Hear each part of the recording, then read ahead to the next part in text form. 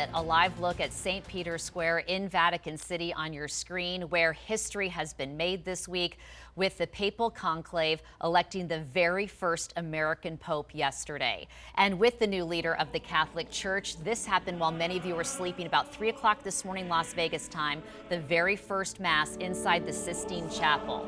And this morning we're learning a lot more about Pope Leo and the impact he's going to have on the Catholic Church and just the faithful overall. Let's talk it out live right now with the Bishop of Las Vegas. That would be Gregory Gordon. Bishop, thank you for being here. Just fascinating that we have an American Pope. What were your thoughts when you first heard the news? Well, we were listening to the name very carefully, and when we heard Robert and Francis, still we didn't put it all together, but once they said Prevost, we knew it was the present prefect of the dicastery for bishops, who is Chicago-born.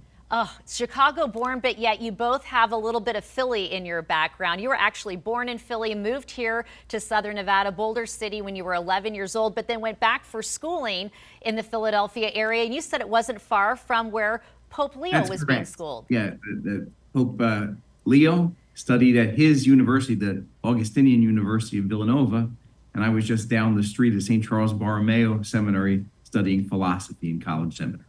So, Bishop, talk about where you believe Pope Leo will take the Catholic Church moving forward. From what I understand, he was made a cardinal by Pope Francis in the year 2023. Do you believe that with him now as head of the Catholic Church, he will be kind of following the same path as Pope Francis? I believe he'll take in all of his predecessors. He builds on the efforts and the blessings that each Pope has given to us. I think the name is significant. He chose Leo.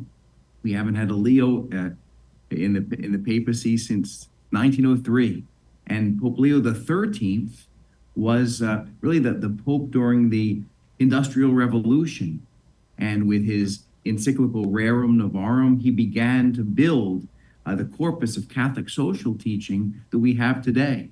So I think Pope Leo XIV will lead us in that direction for sure.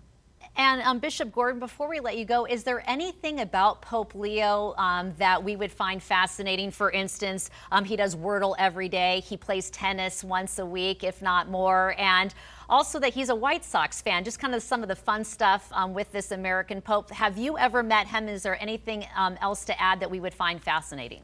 Yes, when Archbishop Thomas received his pallium and Las Vegas became an archdiocese, there was a celebration in Rome at the North American College, at the American Seminary there.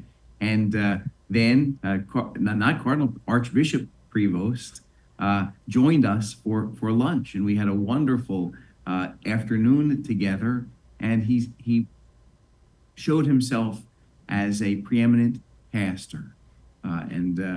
So I believe he's going to take all of those qualities of a good shepherd and a good pastor and bring them into the papacy. And final question, he's obviously a very smart man, an academic, and I'm wondering, does he have the warmth, though, to go along with it?